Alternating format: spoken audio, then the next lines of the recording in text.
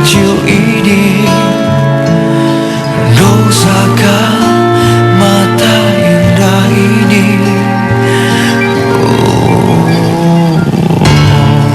105.8 Light FM, the best slow hit station. Assalamualaikum warahmatullahi wabarakatuh. Seperti biasa di hari Kamis malam jam 9 sampai dengan jam setengah 11 nanti Light Audience Anda bisa berinteraksi maksudnya ya dengan Siwo Agus Hidayat. Jadi Anda bisa hubungi langsung telepon di 398-35905. Line telepon sudah saya buka, silakan, atau SMS mudah-mudahan ya.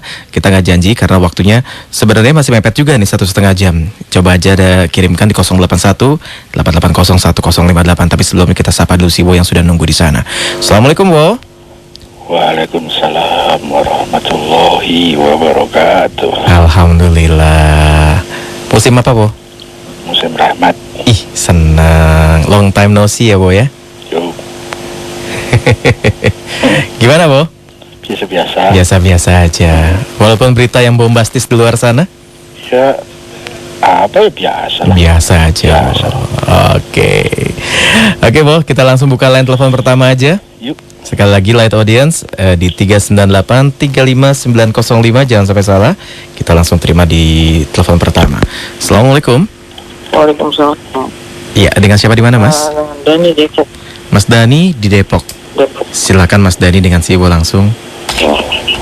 Assalamualaikum, Siwo. Waalaikumsalam warahmatullahi lanjut. Ini Siwo, saya ingin Siwo berbagi cerita tentang pengalaman Siwo tentang keyakinan. Keyakinan apa tentang ayat atau surat. Udah itu aja. Oke, Mas Dani bisa lebih konkret lagi, Mas? Gini, saya ingin Siwo menceritakan pengalamannya tentang pengalaman tentang yakin. Iya, misalnya keyakinan tentang suatu surat atau ayat. Oke. Makasih. Assalamualaikum. Waalaikumsalam warahmatullahi wabarakatuh. Terima kasih. Wow, bisa ditangkap nggak, Bo? Waduh. Minum dulu, Bo.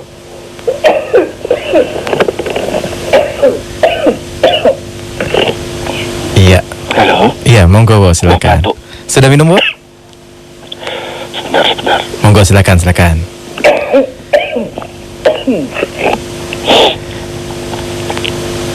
Iya. Ini ada sesuatu ini. Ada yang nyangkut nih, Bo.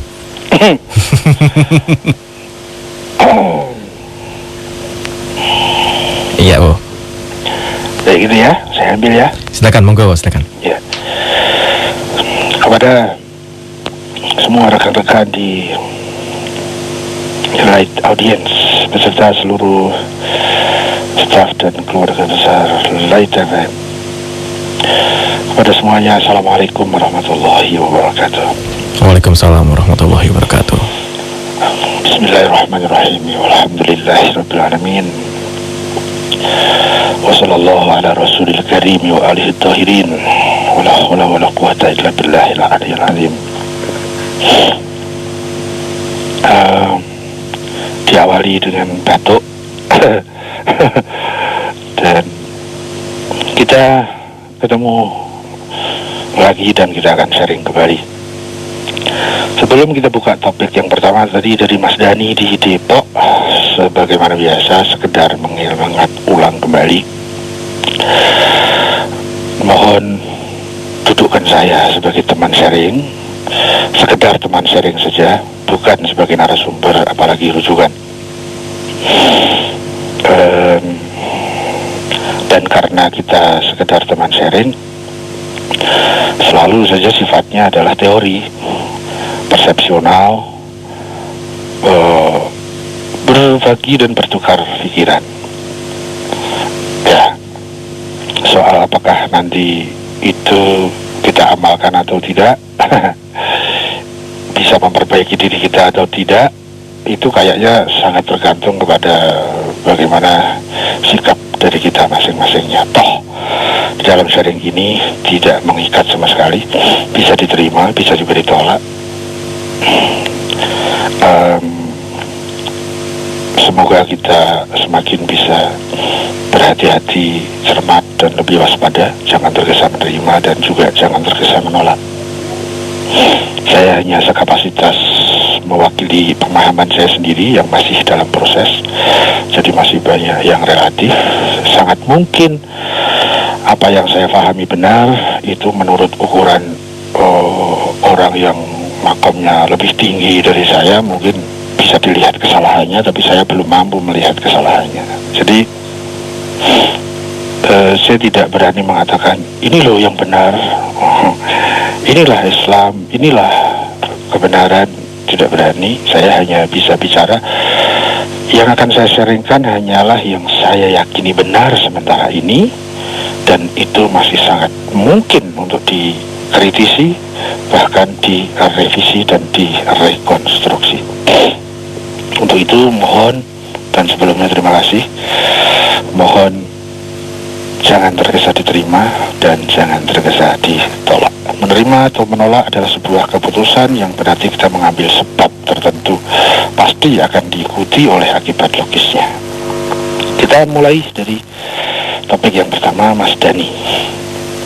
Beliau ingin mendapatkan cerita, kayaknya begitu. Mohon Siwo berkenan berbagi cerita tentang keyakinan. Tadi disebutkan keyakinan tentang ayat atau tentang surat. Saya kurang paham pada saat keyakinan itu dihubungkan dengan ayat atau surat. Maksudnya apa, Mas Dani? Itu saya belum paham.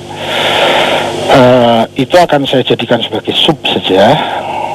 Tapi yang ingin saya jadikan babnya itu adalah tentang bagaimana saya punya beberapa pengalaman, beberapa kisah, itu penggalan-penggalan cerita yang pernah saya alami di dalam proses perjalanan hidup saya terkait dengan masalah keyakinan. Begini, mudah-mudahan ada manfaatnya. Keyakinan dulu saya tidak diajari untuk membedakan antara mana yang disebut dogma, mana yang disebut percaya, mana yang disebut yakin, dan mana yang disebut iman.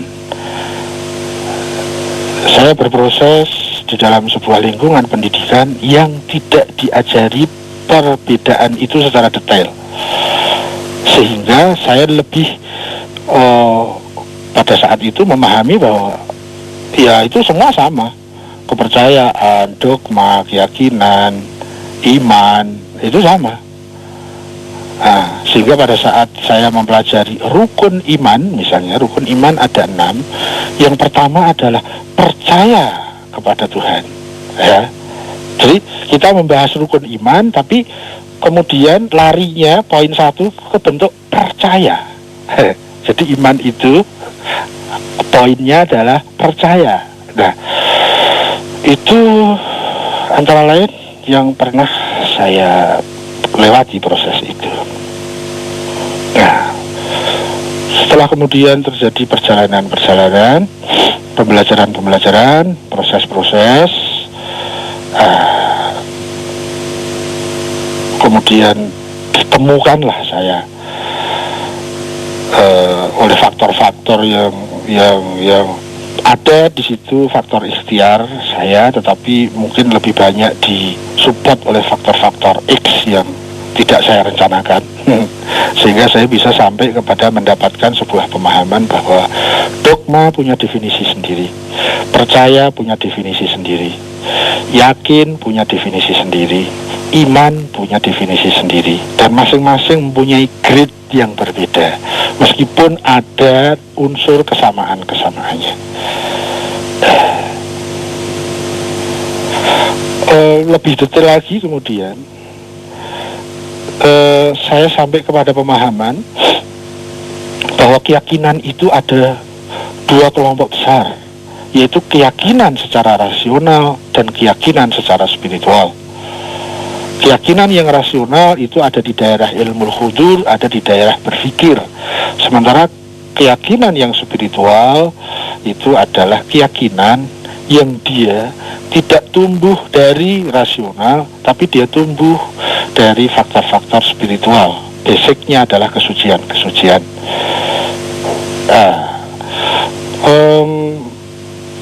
Saya ingin tarik dulu ranahnya ke yang bentuknya yang rasional saja, bukan keyakinan yang spiritual, tapi keyakinan yang rasional. Ya, saya pernah punya cerita juga. Fase tertentu saya mempunyai sebuah kesimpulan pemahaman bahwa keyakinan itu sesuatu yang lebih tinggi dari dzon. Dzon itu bahasa bahasa umumnya adalah persangkaan, itu dzon. Yakin itu ada nilainya, mutunya, validitasnya itu di atas dzon. Dzon itu ada di atas syak. Syak itu bahasa umumnya adalah ragu. Dan syak itu ada di atas waham. Waham itu di bawah ragu, di bawah syak. Nah, ada lagi di bawah waham yang disebut dengan jahil, kosong, ketidaktahuan. Itu jahil.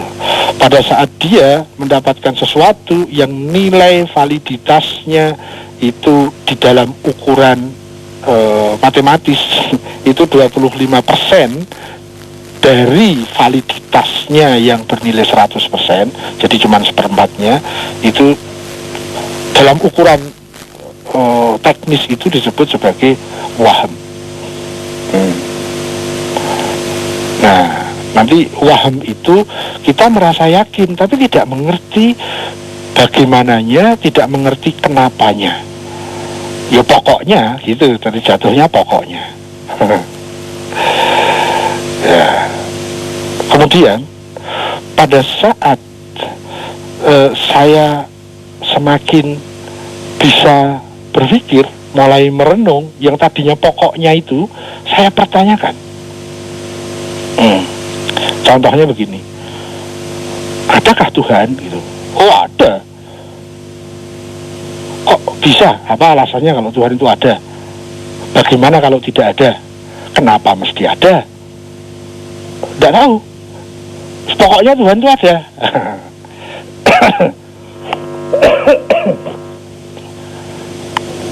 Tapi waktu itu saya sudah menganggap itu sebuah keyakinan.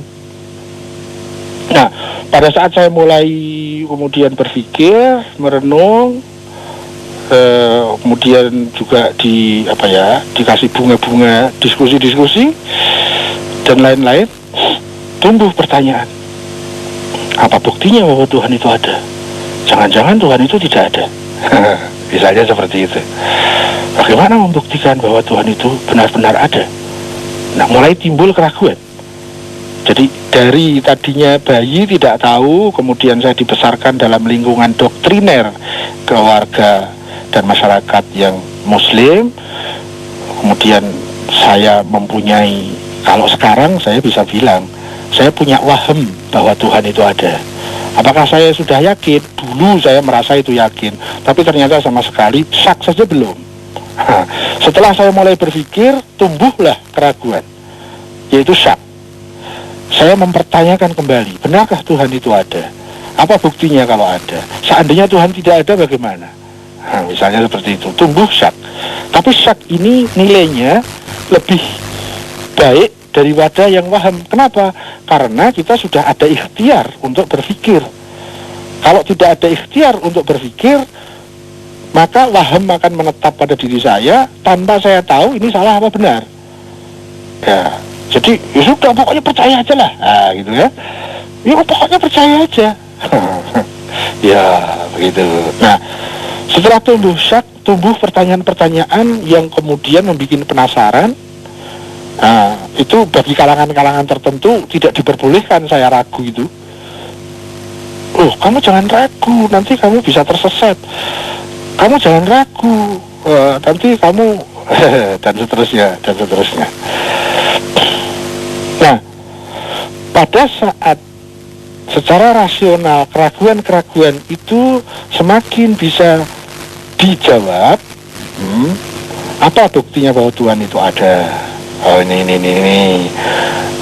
Kenapa memangnya seandainya Tuhan itu tidak ada? Begini. Terangkailah sebuah argumentasi. Dulu argumentasi pertama yang saya dapatkan tentang Tuhan itu ada atau tidak, rumus argumentasinya adalah bahwa setiap yang ada pasti ada yang mencipta. Itu pada umumnya dipakai untuk memberikan sebuah uraian agar kita sampai pada sebuah keyakinan bahwa Tuhan itu ada. Coba kita sebut apapun yang kita mau sebut, pasti kan ada yang membuat. Kita mau sebut apa? Benda-benda. Kita mau sebut apa?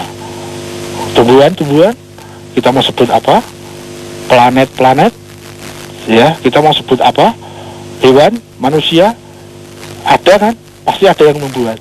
Tidak mungkin sesuatu ada tanpa ada yang membuat.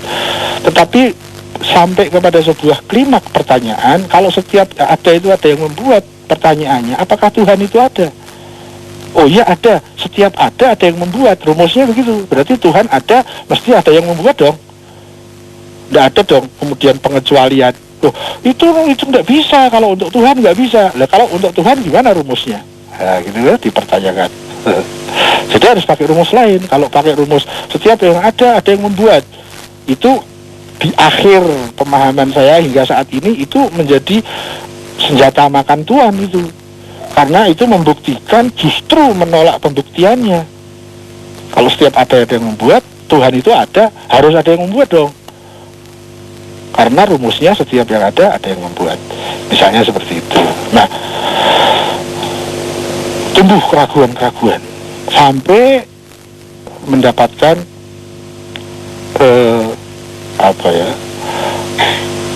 zone, mulai zone. Zone-nya itu terpecah menjadi dua. Zone untuk mengajak kita kepada Tuhan itu ada, dan zone persangkaan yang mengajak kepada bahwa Tuhan itu tidak ada. Dan alhamdulillah, puji Tuhan,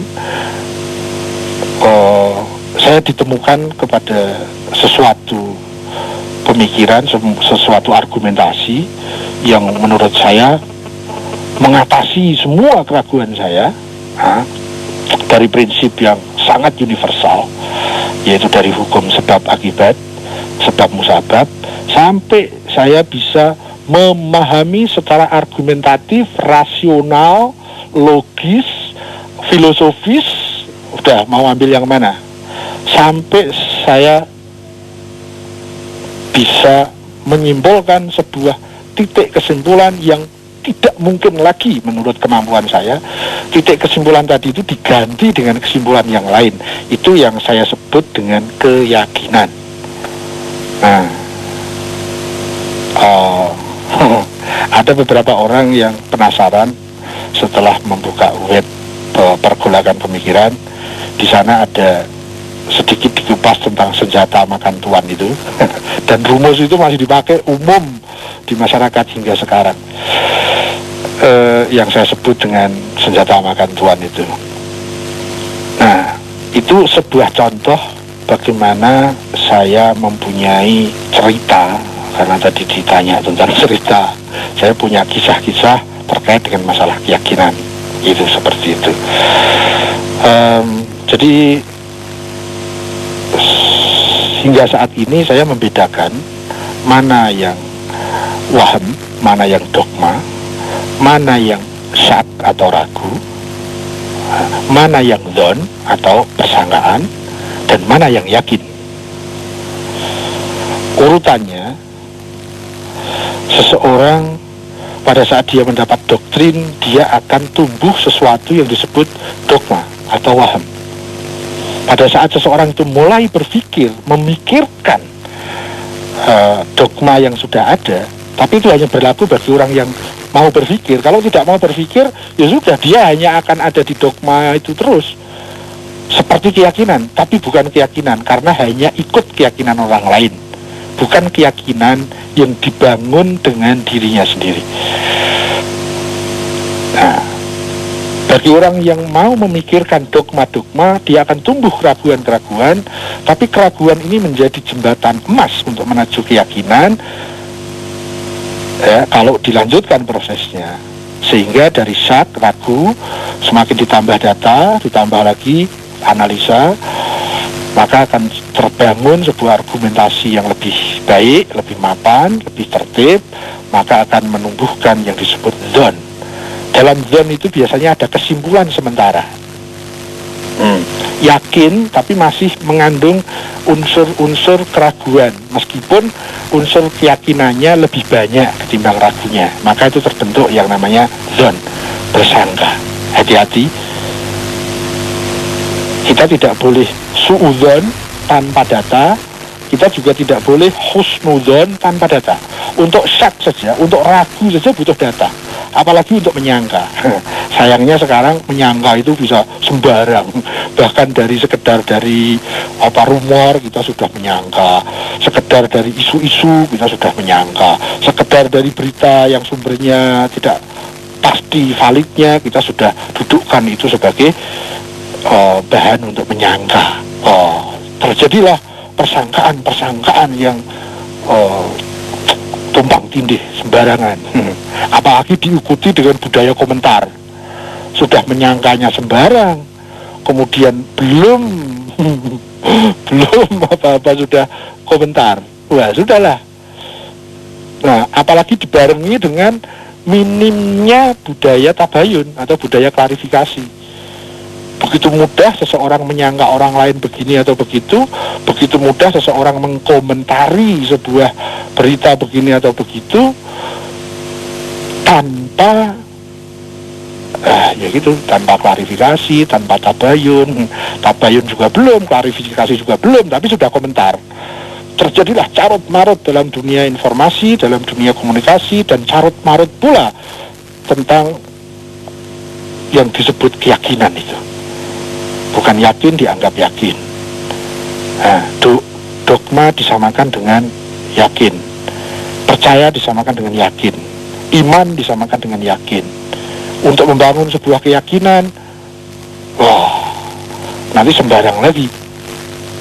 Padahal dzon saja belum, tapi sudah yakin. Ya, misalnya seperti itu. Itu yang terjadi, pernah ada kisah seperti itu. Nah, kalau iman itu sudah bentuknya itu lebih tinggi dari rasional, yaitu dia masuk ke daerah spiritual.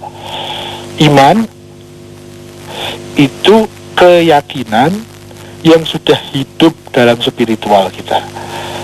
Jadi keyakinan yang sudah menghayat dalam pribadi, keyakinan yang sudah dihayati. Dihayati itu maksudnya dihidupkan dalam pribadi. Jadi itu nanti kaitannya dengan keyakinan yang spiritual. Kira-kira secara garis besar seperti itu. Dan sedikit saya kaitkan bahwa aktivitas seseorang, siapapun, itu sangat dipengaruhi oleh keyakinannya masing-masing terhadap apapun. Ya, misalnya terhadap sosok tertentu. Semakin kita yakin kepada sebuah sosok, seorang figur, semakin kita yakin, maka semakin kita akan mentaatinya. Semakin kita akan mudah untuk disetir oleh sesuatu yang kita yakini itu. Kalau seorang anak itu yakin dengan bapaknya, bapaknya mau mengatur apa saja sama anaknya, itu mudah. Tapi begitu anaknya itu tidak yakin, ragu terhadap bapaknya, dia diajari yang benar pun dia masih bertanya, ini bapak benar enggak ya? Gitu ya, beneran enggak ini bapak ini? Ya seperti itu. Seseorang yang tidak yakin dia bisa mengendalikan mobil Rolls Royce misalnya, atau seseorang yang dia tidak yakin mampu mengendalikan MotoGP, ya dia akan terhambat, dia akan terhadang oleh keraguannya itu untuk membuat aktivitas-aktivitas terkait kepada sesuatu yang diragukan.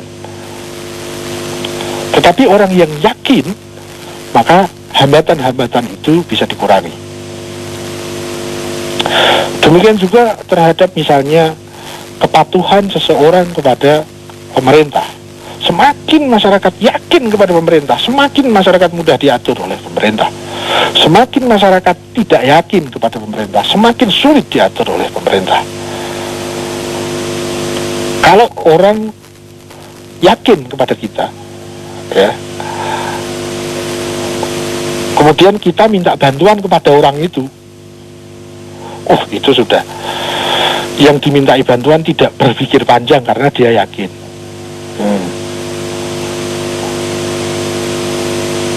Dalam perdagangan, kalau seseorang itu sudah yakin kepada partner bisnisnya, sudahlah, kita akan saling percaya. Gitu. Suami istri yang saling yakin, luar biasa. Tapi kalau sudah suami mulai tidak yakin sama istrinya, istri mulai ragu terhadap suaminya, sulit sekali. Ya, itu faktor keyakinan. Bagaimana seseorang bisa taat kepada Tuhan sangat tergantung kepada satu hal ini, yaitu keyakinan. Semakin seseorang yakin bahwa Tuhan itu Maha Pengasih dan Maha Penyayang, dia tidak akan menyandarkan kemanapun pusat kasih sayangnya selain kepada yang diyakini. Tapi kalau seseorang lebih yakin bahwa sumber kasih sayang itu adalah istrinya, suaminya, dia akan lebih menyandarkan kasih sayang itu ke sana. Kalau seseorang itu lebih yakin yang bisa membahagiakan dirinya itu uang, maka dia akan bersandar di bawah uang itu. Berbeda kalau orang yang yakin terhadap bahwa Tuhanlah pusat kebahagiaan, maka dia akan menyandarkan kebahagiaan itu kepada Tuhan. Jadi faktor keyakinan itu memegang peran primer dalam kehidupan kita, dalam segala aktivitas, dalam segala dimensi kehidupan kita. Keyakinan itu baru keyakinan, apalagi keimanan. Maka orang yang beriman itu jaminan bahwa dia orang yang taat kepada Tuhan.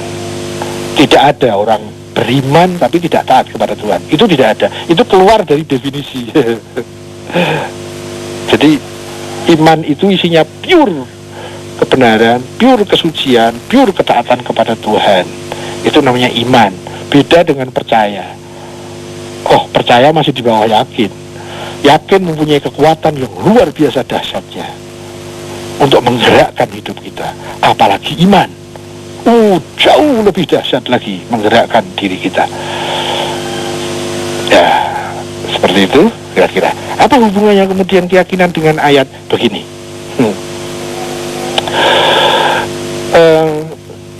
Salah satu untuk bisa sampai yakin itu di sana butuh bukti.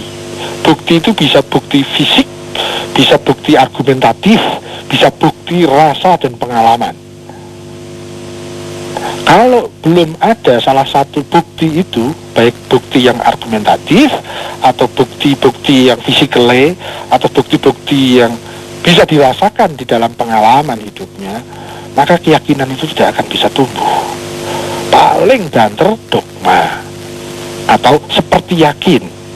Jadi yang yakin itu orang lain, tapi kita nebeng ke orang lain itu. Seperti anak nebeng kepada keyakinan orang tua. Kalau ditanya, yakin Tuhan ada? Yakin. Padahal dia hanya ikut orang tuanya, bukan keyakinannya sendiri. Itu namanya dogma.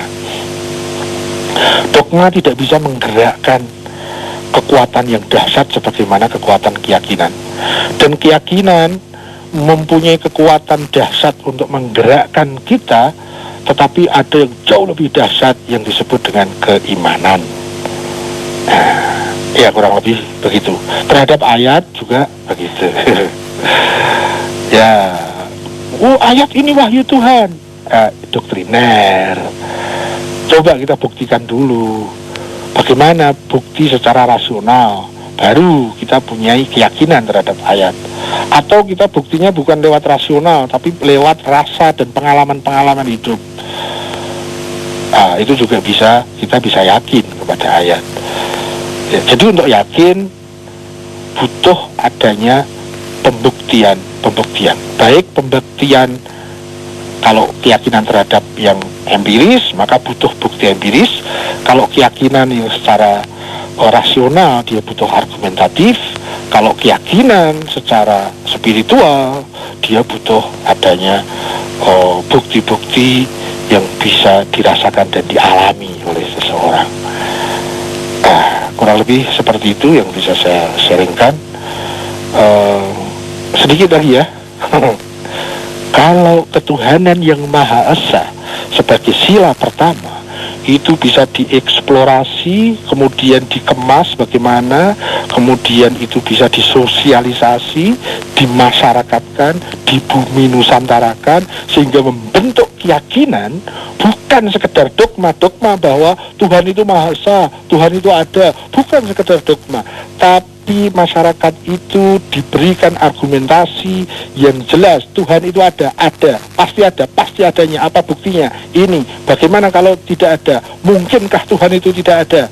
Kalau itu ditanamkan di sekolah-sekolah, di SD, di SMP, kemudian dibahas, Tuhan itu Maha Esa, bukan sekedar tahu bahwa Tuhan itu Maha Esa, bukan sekedar dogma bahwa Tuhan itu Maha Esa, tetapi diajak berpikir sehingga dia diberi ruang untuk meragukan. Tuhan itu ada apa tidak, diberi ruang untuk ragu, karena itu proses menuju keyakinan.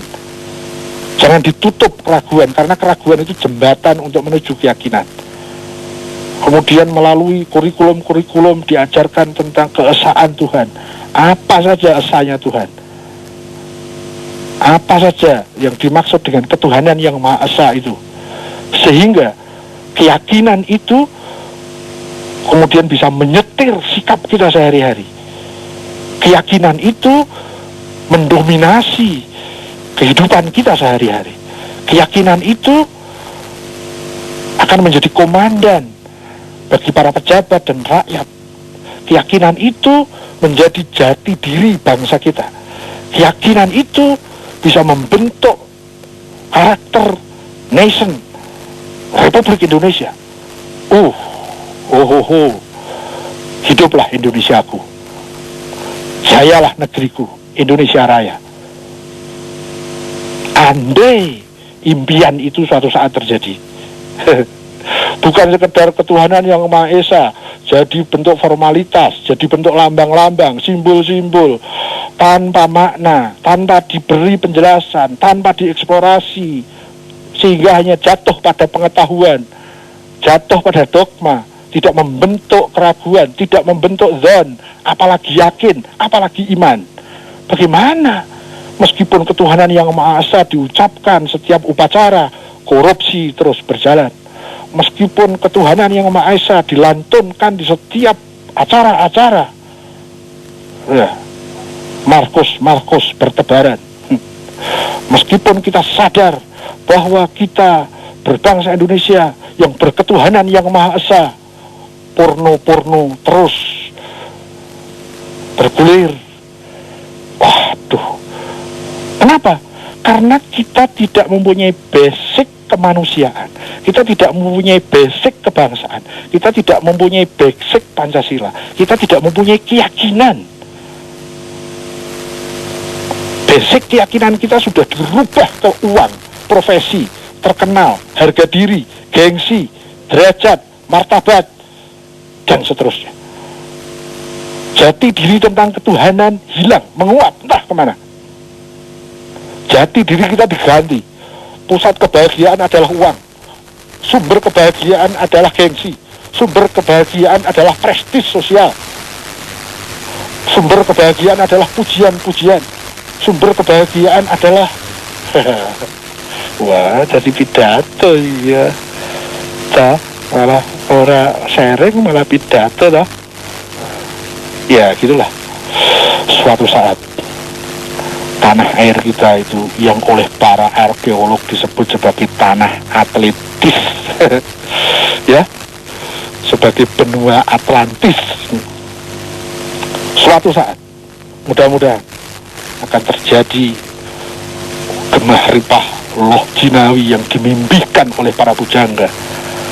Tetapi syaratnya harus kembali kepada Pancasila. Dan primer dari dasar Pancasila itu adalah ketuhanan yang Maha Esa yang sekarang paling dilupakan. Semoga sharing ini, cerita ini, kisah ini tentang bagaimana dasarnya sebuah keyakinan itu bisa bermanfaat bagi kita bersama-sama. Kita ingin kemana? Sangat ditentukan oleh keyakinan kita. Kita setiap hari ingin apa? Sangat diwarnai oleh keyakinan kita. Kalau kita sudah yakin sama uang, maka semuanya akan bermuara ke uang.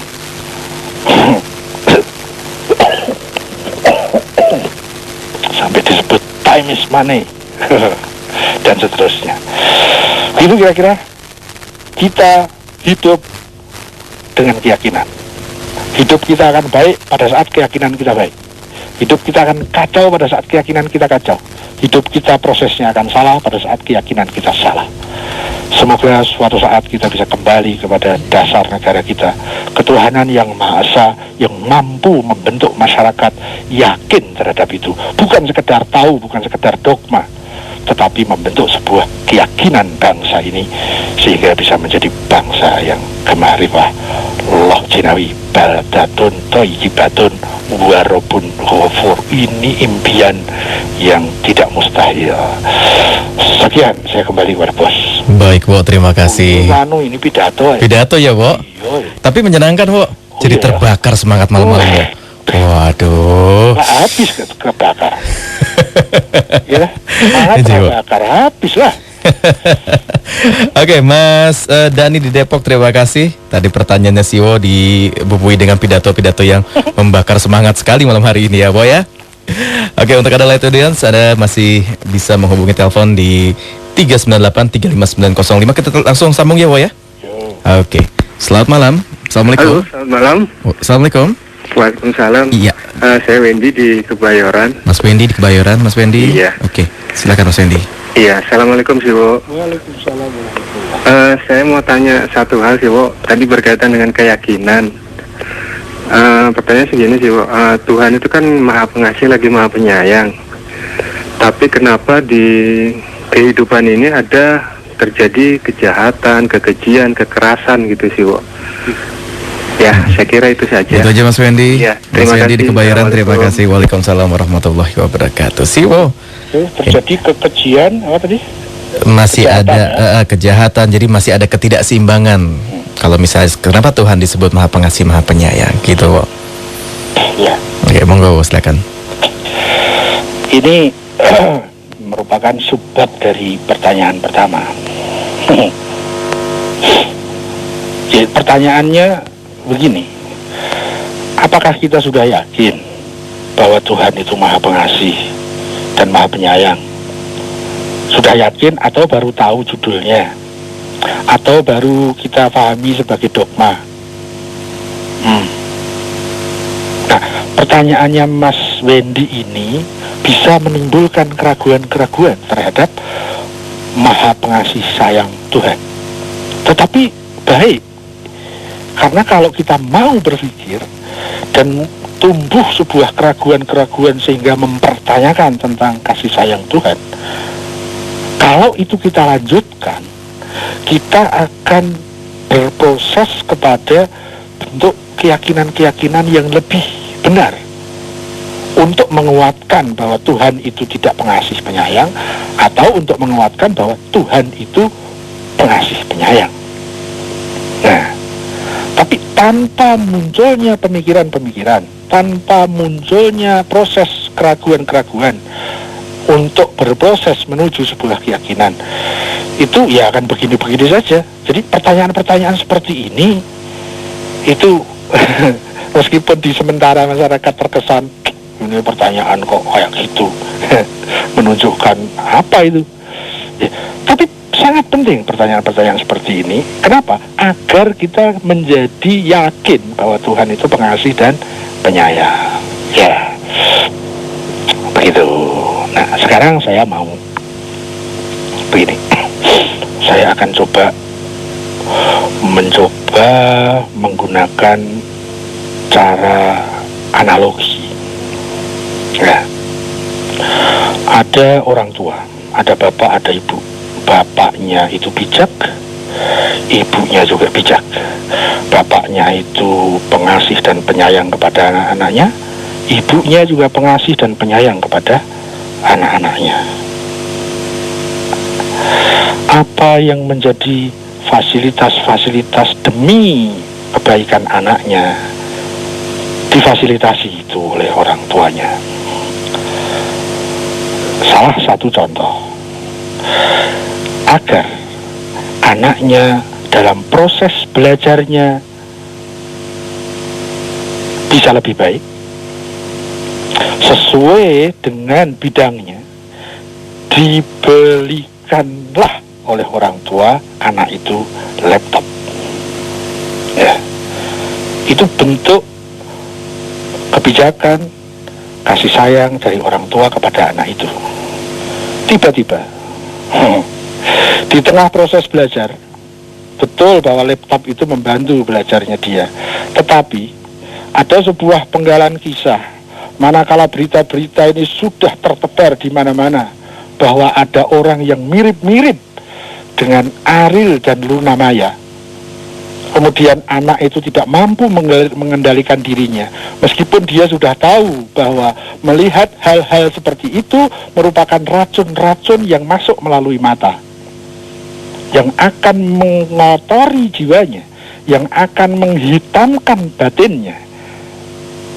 Racun-racun itu bisa masuk melalui mata, yaitu dengan melihat hal-hal yang tidak baik, yaitu dengan melihat hal-hal yang sudah dilarang oleh hukum-hukum kebenaran dan hukum kemuliaan.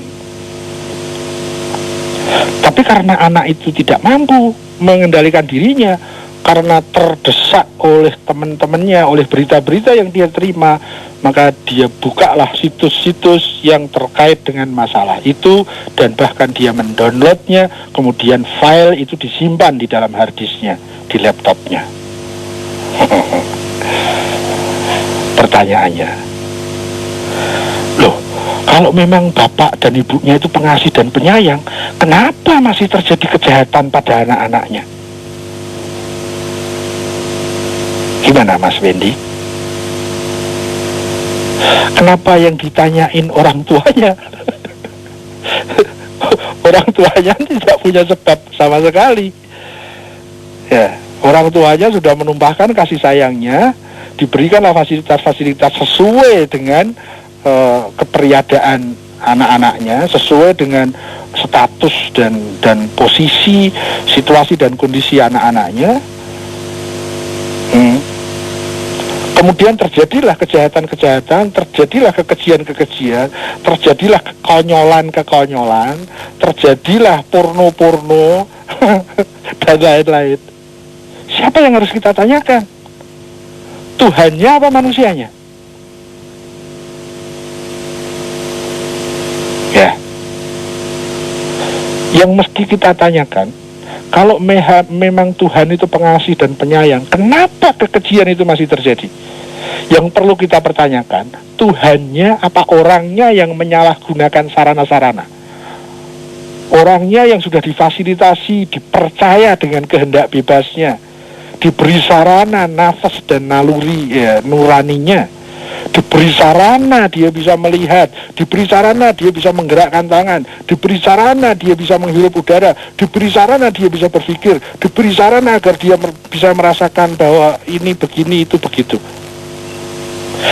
Kenapa yang diberi sarana itu menyalahgunakan sarana itu? Sudah diberi aturan dan undang-undang bahwa yang begini itu buruk, akibatnya akan kau sendiri yang menerima. Bahwa yang begini itu baik, akibat baiknya juga akan kepada dirimu sendiri. Sudah semua dilengkapi fasilitas-fasilitas itu dengan kasih sayang Tuhan. Kemudian yang diberi sarana, diberi kemerdekaan, diberi hak bebas pilih, dia menyalahfungsikan, dia menyalahgunakan wewenang, dia menyalahgunakan jabatan, dia menyalahgunakan kemerdekaan, dia menyalahgunakan bebas pilihnya. Kenapa yang ditanya Tuhan?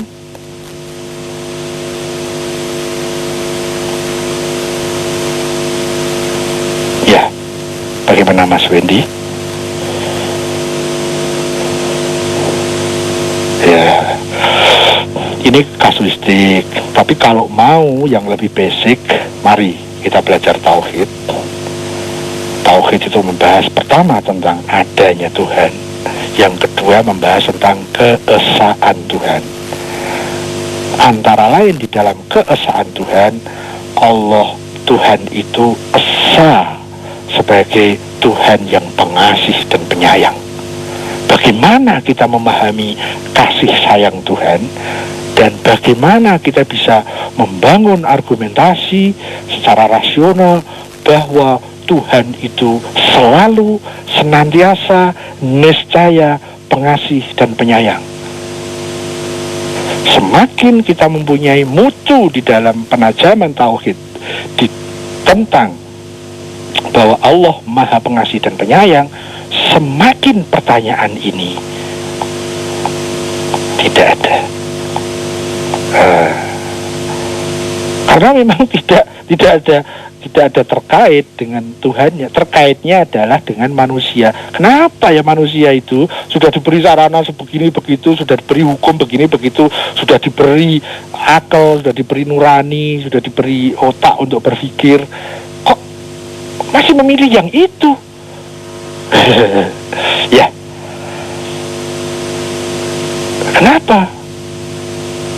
Kenapa sih anak tadi itu sudah diberi fasilitas, dia sudah dicarikan sekolah yang baik, dia sudah diberikan dana-dana, semua kebutuhan-kebutuhan harian dia untuk mensukseskan kuliahnya, sekolahnya, dibelikannya dia laptop, komputer.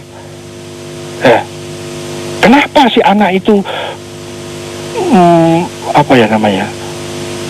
menyalahgunakan fasilitas dari orang tuanya?